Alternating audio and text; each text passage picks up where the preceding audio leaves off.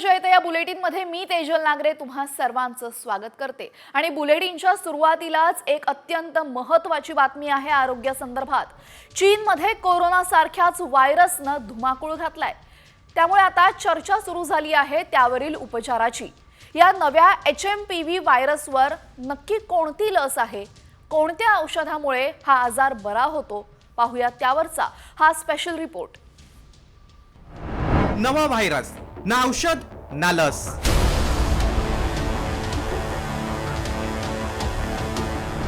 अँटीबायोटिक्सही HMPV पुढे fail.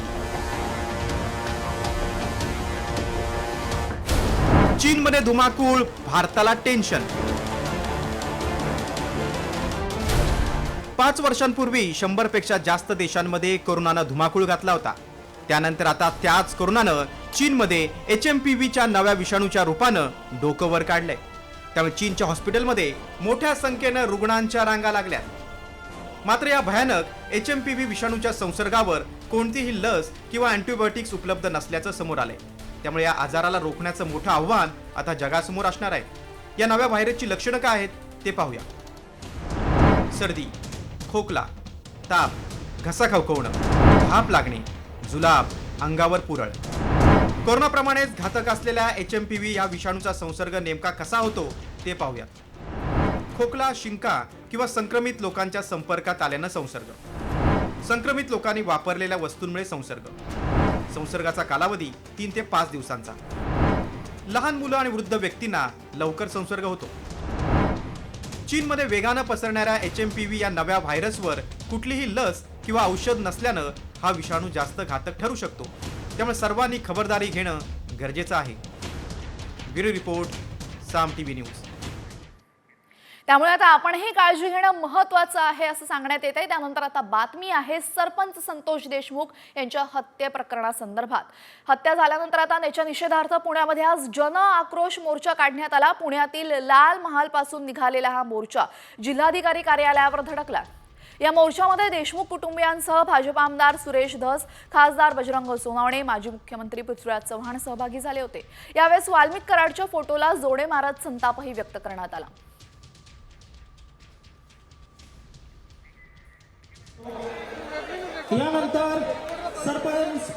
पुण्यातील आक्रोश मोर्चामध्ये सरपंच संतोष देशमुख यांचे कुटुंबीय मोर्चात सहभागी झाले होते। तर आरोपींना लवकरात लवकर पकडून फासावर लटकावा अशी मागणी मुख्यमंत्री भावाला लाडक्या बहिणीची आहे अशी विनंती देशमुख यांच्या बहिणीने म्हटलेलं आहे। तर आम्हाला न्याय द्या अशी साद देशमुखांची मुलगी वैभवीने घातली आहे। विश्वास आहे आमच्या लवकरात लवकर आरोपी पकडतील, आम्हाला न्याय मिळेल। पूर्ण राज्यात हा मोर्चा निघतोय। सरकारला, मुख्यमंत्र्यांना तुमची काय मागणी आहे? मुख्यमंत्री लाडक्या भावाला, लाडक्या बहिणीची कळकळीची विनंती, लवकरात लवकर आरोपी पकडा आणि त्यांना फाशीची शिक्षा लवकरात लवकर द्या। माझा मुख्यमंत्री भावावर विश्वास आहे। शिक्षेचं स्वरूप काय असेल? फाशीची शिक्षा। भावना आमच्या पहिल्यापासून एकच आहेत की आरोपींना शिक्षा झाली पाहिजे आणि आम्ही न्याय मागतो, आम्हाला न्याय हा मिळाला पाहिजे। आज महिना होत आला, जर आरोपीच लवकर पकडत नसतील तर आम्ही न्यायाची प्रतीक्षा किती दिवस करायची? आम्ही तर न्याय लवकरात लवकर मागतो। त्यासाठी प्रशासनाला एकच विनंती आहे की जे आरोपी आहेत आणि त्यांना मदत करणारे जे कोणी असतील त्यांना पण तुम्ही लवकरात लवकर अटक करा आणि आम्हाला न्याय मिळवून द्या। सरपंच संतोष देशमुख हत्या प्रकरणासंदर्भात भाजप आमदार सुरेश धस हे चांगलेच आक्रमक झालेले आहेत। दरम्यान आता त्यांना मोठा दावा केलेला आहे। धनंजय मुंडेंच्या बंगल्यावर 2 कोटींच्या खंडणीची डील झाल्याचा गंभीर आरोप भाजप आमदार सुरेश धस यांनी केलाय। या डीलच्या बैठकीचं खोटं ठरलं तर राजीनामा देईन असं सुद्धा धस यांनी म्हटलेलं आहे। या सर्वांची बैठक धनंजय मुंडे यांचा जो बंगला आहे वरती डोंगरावरती पंडित अण्णा यांनी बांधलेला, त्या बंगल्यावरती ही पहिली बैठक झाली। त्याच्यानंतर त्याच वेळी जोशी PA हे धनंजय मुंडे यांचे PA आहेत। ते PA ते PA थ्रू अवधा कंपनीचे वरिष्ठ हे त्यांच्या बरोबर संधान साधत होते। हे अजित दादा तुझ्या पाया पडतो, तुझं काय अडकलं रे ह्यांच्यापाशी? काय अडकले? हे जाऊ दे ना का बाहेर, हे जाऊ दे. अरे बाबा, हे सातपुडा सरकारी बंगल्यावर जर बैठका घेत असतील आणि ही बैठक जर चुकीची निघाली, मी चॅलेंज देतो, राजकारण सोडून देईल बरं का. तर राजकारण सोडून देईल असं चॅलेंज थेट सुरेश धस यांनी केलेलं आहे. दरम्यान राज्यभरात गाजत असलेल्या सरपंच संतोष देशमुख यांच्या हत्या प्रकरणी तब्बल 25 दिवस आरोपी कुठं लपले होते आणि हे आरोपी पोलिसांच्या जाळ्यात कसे अडकले, पाहूयात त्याचवरचा हा स्पेशल रिपोर्ट. सरपंच हत्या प्रकरणात नवा ट्विस्ट. डॉक्टरला इंजेक्शन, पुढं आलं गुजरात कनेक्शन.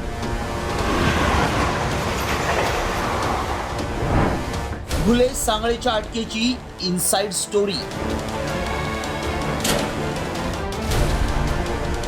मस्साजोगचे सरपंच संतोष देशमुख यांच्या निरघृण हत्ये प्रकरणातील मुख्य आरोपी सुदर्शन घुलेसह सुधीर सांगळेच्या पोलिसांनी मुसक्या आवळल्या. मात्र हे दोघेही तब्बल 25 दिवस कोणत्या बिळात लपले होते याचा चौकशी दरम्यान पर्दाफाश झालाय. यात या आरोपींचं गुजरात कनेक्शन पुढे आलंय. मुख्य आरोपी असलेल्या सांगळे आणि घुले यांच्या अटकेची नेमकी इनसाइड स्टोरी काय आहे पाहूयात. संतोष देशमुखांच्या हत्येनंतर आरोपी गुजरातला पसार झाले. गुजरातमध्ये एका शिवमंदिरात 15 दिवस त्यांनी वास्तव्य केलं. 1 जानेवारीपर्यंत आरोपींकडचे सगळे पैसे संपले. कृष्ण आंधळेला पैसे घेण्यासाठी पुण्यात पाठवण्यात आलं. संपर्क न झाल्यामुळे सुदर्शन घुले, सुधीर सांगळेही मुंबई मार्गे पुण्यात आले. पोलीस चौकशीत डॉक्टर संभाजी वायभासेनं ठाव ठिकाणा सांगितला. सुदर्शन घुले, सुधीर सांगळेला बेड्या ठोकण्यात आल्या. कृष्ण आंधळे मात्र फरार झाला. मात्र या प्रकरणात ज्या डॉक्टर संभाजी वायभासेमुळे आरोपींचा ठाव ठिकाणा लागला, त्या संभाजी वायभासेचा नेमका काय रोल आहे पाहूयात. डॉक्टर संभाजी वायभासे आणि सुरेखा वायभासे धारूर तालुक्यातील रहिवासी आहेत. वायभासे डॉक्टरकी सोबत ऊसतोड कामगारांचा मुकादम देखील आहे. एखादा कामगार पळून गेला तर सुदर्शन घुले कामगाराकडून वसुलीचं काम करायचा.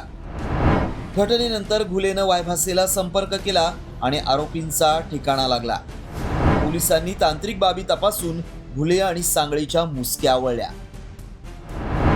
सरपंच संतोष देशमुख यांच्या हत्येत प्रत्यक्ष सहभागी असलेल्या 7 पैकी 6 आरोपींना पोलिसांनी बेड्या ठोकल्या आहेत. तर देशमुख यांचा गाववाला असलेला आणि आरोपींना मदत करणाऱ्या सिद्धार्थ सोनावणेच्याही पोलिसांनी मुसक्या आवळल्या आहेत. तर वाल्मिक कराडलाही खंडणी प्रकरणात 14 दिवसांची CID कोठडी सुनावली आहे. त्यामुळे बसवराज तेली यांच्या अध्यक्षतेखाली सरकारनं स्थापन केलेली SIT 7वा आरोपी कृष्ण आंधळेला कधी जेरबंद करणार आणि संतोष देशमुख यांना न्याय कधी मिळणार याकडेच राज्याचं लक्ष लागलंय.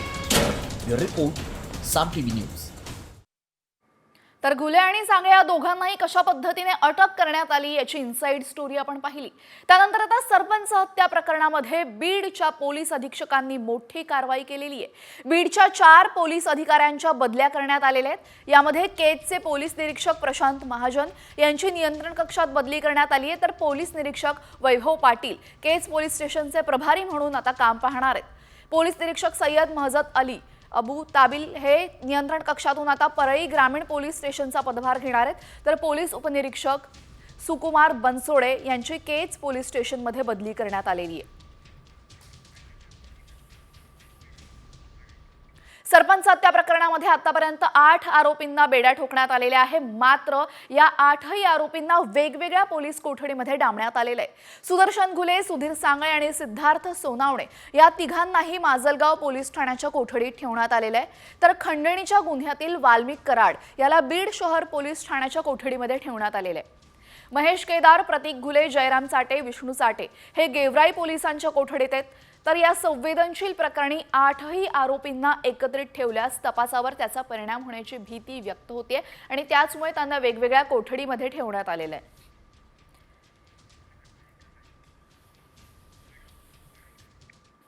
तर सरपंच हत्या प्रकरणावरनं संपूर्ण राज्याचं राजकारण ढवळून निघालेलं आहे आणि आता धनंजय मुंडेंवर अजितदादांनी कारवाई करण्याची मागणी करणार असल्याचं भाजपाचे आमदार सुरेश धस यांच्यावर राष्ट्रवादी काँग्रेसचे प्रवक्ते सूरज चव्हाण यांनी टीका केली आहे। धस यांना मुख्यमंत्र्यांनी आवर घालावा अशी मागणी चव्हाण यांनी केली आहे। तर धस यांनी सूरज चव्हाण यांना प्रत्युत्तर सुद्धा दिलेलं आहे। नक्की काय झालेलं आहे, घडलेलं आहे, पाहूयात। सुरेश अण्णा धस राजकारणाच्या पोटी म्हणजे संतोष देशमुख यांच्या हत्येचं राजकारण करतायत आणि कुठंतरी आपल्याच मित्रांना अडचणीत आणण्याचं काम ते करतायत। म्हणून मी देवेंद्र फडणवीस साहेब यांना विनंती केली होती की त्यांनी तात्काळ यांना आवर घालावा। ते अजितदादा काय बोलले होते की चौकशीमध्ये जो कोणी दोषी आढळेल त्याच्यावर कारवाई करणार म्हणजे करणार। मग चौकशी चालू असताना सुरेश अण्णांनी अजितदादांना का प्रश्न विचारावा, का हुआ तेरा वादा म्हणून? म्हणजे तुमच्या गृह खात्यावर विश्वास नाही का की गृहमंत्र्यावर विश्वास नाही, याचं उत्तर अण्णांनी द्यावं। तुम्ही इथं येऊन अजितदादाच्या कानात जाऊन काय सांगता रे आणि तुम्ही बोलता। माझी विनंती आहे, अजितदादाच गेलते, मी दादान काल म्हणलं वाद क्या हुआ तेरा वादा। अरे अजितदादावर टीका केली नव्हती मी, गमून लावून घेता उगाचे उग। अजितदादा बरोबर 10-11 वर्ष आम्ही बे काम केलं, तो तसा माणूस नाही, पण जे घेरा घेतलाय अजितदादाला सगळे गंड गंड मंड रंड रंड असले। तर धनंजय मुंडेंवरनं महायुतीत सुद्धा घमासान सुरू असल्याचं आपण पाहतोय। यामुळेच बीड मधले सरपंच संतोष देशमुख हत्या प्रकरणानं संपूर्ण राज्यातलं वातावरण ढवळून निघालंय। मुख्यमंत्र्यांनी एसआयटीची घोषणा केली, मात्र एसआयटी मधील अधिकाऱ्यांचे वाल्मिक कराडशी संबंध असल्यावरनं विरोधकांनी हल्लाबोल केलेला आहे। कराडचे मित्रच जर एसआयटी मध्ये असतील तर निष्पक्षपणे चौकशी कशी होणार असा सवाल उपस्थित होतोय। पाहुयात याच संदर्भातला हा स्पेशल रिपोर्ट। एसआयटीत कराडचे सीआर, तपास कसा होणार?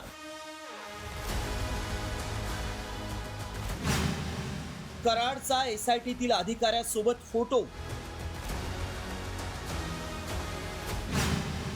एसआयटी बरखास्त करण्याची विरोधकांची मागणी।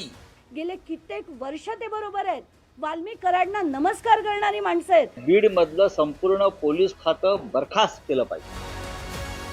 बीड मधले सरपंच संतोष देशमुख हत्या प्रकरणात मुख्यमंत्र्यांनी सखोल चौकशीसाठी एसआयटी स्थापन केली। तपासाला वेग आला। थेट खुनाच्या गुन्ह्याशी संबंधित असलेल्या 7 पैकी 6 आरोपींना अटकही झाली। मात्र याचा मुख्य सूत्रधार म्हणून आरोप होत असलेला आणि सध्या खंडणीच्या गुन्ह्यात जेलमध्ये असलेल्या वाल्मिक कराडच्या एका फोटोवरून एसआयटीच्या संपूर्ण तपासावरच प्रश्नचिन्ह निर्माण झालंय।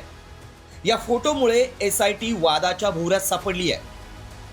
या एसआयटीतला अधिकारी PSI महेश विघ्ने आणि वाल्मिक कराड यांचा एकमेकांच्या खांद्यावर हात ठेवून काढलेला फोटो व्हायरल झालाय। त्यामुळे विरोधकांनी ही एसआयटीच बरखास्त करण्याची मागणी केली आहे। आधी वाल्मिक कराड आणि अन्न व नागरी पुरवठा मंत्री धनंजय मुंडे यांच्या निकटच्या संबंधांवरून आधीच विरोधकांनी महायुतीला घेरलंय। त्यात आता हा फोटो आल्यामुळं वाद आणखीनच चिघळलाय। बीड जिल्ह्यातल्या पोलिसांकडे जर तुम्ही एसआयटी करून देत असाल तर ते काय खाक चौकशी करतील संतोष देशमुख प्रकरणाची? कशी करू शकतील ते? तिथली माणसं ही त्यांच्या बरोबर आहेत, गेले कित्येक वर्ष ते बरोबर आहेत। वाल्मिक कराडना नमस्कार करणारी माणसं आहेत आणि अशी माणसं त्यांच्या विरुद्ध चौकशी करतील असं महाराष्ट्र अपेक्षा करूच शकत नाही। आणि कुठल्याही परिस्थितीत ही ताबडतोब एसआयटी बरखास्त करण्यात यावी अशी माझी ठणकावून मागणी आहे शासनाकडे। संतोष देशमुख यांचा खुनाचा तपास हा निष्पक्ष पद्धतीने होत नाहीये। माझी अशी मागणी आहे, बीड मधलं संपूर्ण पोलीस खातं बरखास्त केलं पाहिजे। संपूर्ण पोलीस खातं ज्यांच्या नेमणुका त्या वाल्मिकी कराड आणि धनंजय मुंडे यांच्या सूचनेवरून झालेल्या आहेत, हे संपूर्ण पोलीस खातं त्या भागातलं पोलीस स्टेशन सगळे बरखास्त करून तिथे नव्यानं नेमणुका व्हायला पाहिजेत आणि त्यानंतर हा तपास व्हायला पाहिजे। सरपंच हत्या प्रकरणी भाजपचे आमदार सुरेश धस यांनी विधिमंडळाच्या अधिवेशनात आक्रमकपणे भूमिका घेतली होती। लातूर, बीड, परभणी, पुणे इथं आक्रोश मोर्चातही धस यांनी थेट मंत्री धनंजय मुंडेंच्या राजीनाम्याची मागणी केली आहे। धस यांनीही एसआयटी मधील 2 अधिकाऱ्यांना हटवण्याची मागणी केली आहे। संसदेतही हत्या प्रकरणाचे पडसाद उमटलेत। इतकं संवेदनशील प्रकरण असताना SIT मध्ये प्रामाणिक आणि कर्तव्य कठोर अधिकाऱ्यांची नावं अपेक्षित होती. मात्र तसं काही झालं नाही. SIT मधील अधिकारीच जर कराडचा दोस्त असेल तर चौकशीचा केवळ फार्स ठरेल. त्यामुळे आता गृह खात्याची ही जबाबदारी असलेले मुख्यमंत्री फडणवीस याबाबत काय निर्णय घेतात ते पाहणं महत्त्वाचं आहे. ब्युरो रिपोर्ट, साम टीव्ही न्यूज. तर आता SIT संदर्भात फडणवीसांचा निर्णय हा महत्त्वाचा ठरणार आहे. यानंतर आता सरपंच संतोष देशमुख हत्या प्रकरणामध्ये सरकारने SIT चौकशी नेमली आहे आणि संतोष देशमुख यांच्या हत्येचा तपास करणाऱ्या SIT मध्ये महेश विघ्ने या पोलीस उपनिरीक्षकाची नेमणूक करण्यात आली आहे. पण याच महेश विघ्नेचे वाल्मिक कराड बरोबरचा एकत्र असलेला एक फोटो सध्या समोर आलाय. दोघांचेही कमरेत हात असून तुम्ही चौकशी करणार असा सवाल यावेळेस जितेंद्र आव्हाड यांनी उपस्थित केलाय. फोटो टाकलेत ना मानसीचं असले ते कुठे म्हटलंय फोटो टाकलेत. एवढे कमरेत हात घालून मिठी मारण्या एवढे जर तुमचे संबंध असतील तर तुमच्याकडनं कशी अपेक्षा करायची की तुम्ही चौकशी कराल. तर हा फोटो टाकून एक प्रकारे जितेंद्र आव्हाड यांनी प्रश्नचिन्ह उपस्थित केले की कशा पद्धतीने पुढचा संपूर्ण तपास होऊ शकतो. यानंतर आता अंजली दमानिया यांनी मोठा दावा केलेला आहे. या प्रकरणामध्ये त्यांनी लक्ष घातल्यानंतर गेल्या 4 दिवसांपासून त्यांना 700 ते 800 धमकीचे कॉल आल्याचा आरोप सामाजिक कार्यकर्त्या अंजली दमानिया यांनी केलेला आहे. धमकी देणारे मुंडेंचे कार्यकर्ते असल्याचा दावा दमानिया यांनी केला असून दरम्यान दमानिया यांनी तक्रार द्यावी, चौकशी करण्यात येईल असं आश्वासन मुख्यमंत्री देवेंद्र फडणवीसांनी दिलंय.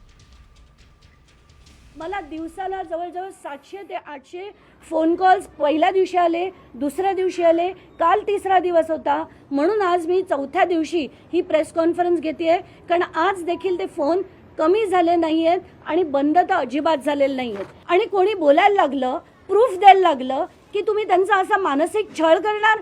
सगळेच्या सगळे जे आहेत ना, सगळे पंकजा आणि धनंजय मुंडेंचे कार्यकर्ते आहेत. या प्रकरणाच्या अनुषंगाने जे लोक दादागिरी करतात, जे लोक हप्ते वसुली करतात, अशा सगळ्यांवर जरब बसवायचं आम्ही ठरवलेलं आहे.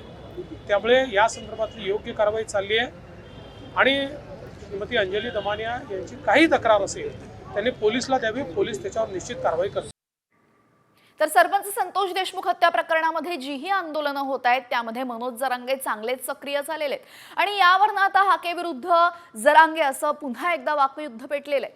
सरपंच संतोष देशमुख हत्या प्रकरणावरनं मनोज जरांगे पाटलांनी धनंजय मुंडेंना धमकी दिल्यानंतर आता लक्ष्मण हाके आणि जरांगे पाटील यांच्यात चांगलीच जुंपली आहे. जरांगे घरात घुसायची भाषा करतात, त्यांच्या धमकीला आम्ही घाबरणार नाही असा इशारा हाकेंनी दिलाय. तर धनंजय मुंडेंनी लक्ष्मण हाकेंना बोलायला सांगितलं असल्याचा आरोप जरांगेंनी केलाय. समाज टार्गेट केला जात असेल तर मोर्चाला प्रतिमोर्चानं उत्तर मिळेल आणि आम्ही कायदेशीर मार्गाने, लोकशाही मार्गाने आंदोलनं करू. आम्ही कुणाला बघून घेऊ, घरात घुसू. अरे जरांगे, अरे जरा बघ किती किलो वजन आहे तुझं, अगोदर वाऱ्यानं उडून जाशील तू आणि तू घरात घुसायची भाषा करतो. गेला ना तो काळ. आता कायद्याचा काळ आहे, न्यायाचा काळ आहे. घरात घुसायची भाषा, कुणाला धमकी देतो, पाराच्या कट्ट्यावर बसला का हा. त्यामुळे ह्या असल्या गोष्टींना आम्ही घाबरणारे नाही आहोत. आम्ही मोठ्या ताकदीनं या महाराष्ट्रामध्ये मोर्चे, प्रतिमोर्चे, आंदोलनं उभी राहतील. तिकडे त्याला नाही, मी नाही, कारण त्याला विरोधक कधी मानलेला नाही. कारण ते कोणाला विरोधक मानलं नाही. मी त्यांच्या एकाही जातीला, नेत्याला बोललो नाही. मग ती वंजारीची असू द्या, ते धनगराचे असू द्या, माळ्याचे असू द्या, दलित असू द्या, मुस्लिम असू द्या, नाही 18 बगड जातीला मी कधीच दुखवलेलं नाही. आणि ते घुसायचं ते धनंजय मुंडेंनी सांगितलं. त्याला दुसरं काही कामच नाही. आता ते बसलं लपून.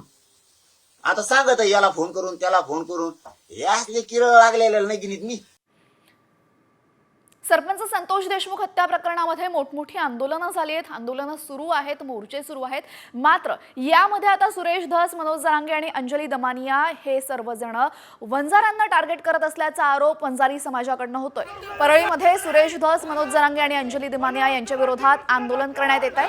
परळीमध्ये वंजारी समाज आता आक्रमक झाला असून धनंजय मुंडेंबाबत जरांगेंनी वादग्रस्त वक्तव्य केलं होतं आणि त्यानंतरच जरांगेंवर गुन्हा दाखल झाला. परळी पोलीस ठाण्याबाहेर वंजारी समाजाकडनं ठिय्या आंदोलन सुरू आहे.